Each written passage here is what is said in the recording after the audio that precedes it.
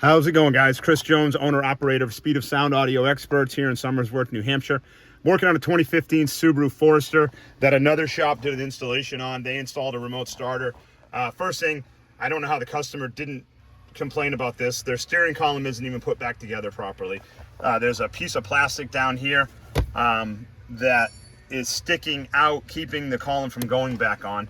I removed the screw so I can easily take this off to show you guys the wiring job. We would, down here, we would use a T-harness. They cut and spliced into the factory wiring, and then they left that plastic piece up there sticking out like that, so they couldn't put the car back together properly. Then they have this wire running up here, going to the parking light, and then down here is a total disaster. This is actually what happened. The customer was driving the car and the zip tie broke and the remote starter fell down. Customer brought it to us and asked us if we could repair it. I told him unfortunately not, we would have to replace it. And so, sorry about my light. So we are going to replace this remote starter, and I will show you what our system looks like when we're done. It will not look like this. Just wanted to show some more video of the more I take this apart, the uglier it gets.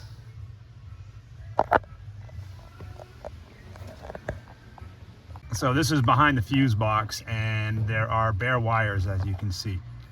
Nothing's covering that wire right in the middle of the screen there. Okay, so here's what we have behind the fuse box now. That big mess of wires is gone. And over here, we've installed our Speed of Sound T-harness connected here. So there's no more cut and spliced wires. We've replaced that with our harness that plugs into the vehicle's ignition switch. And then this is our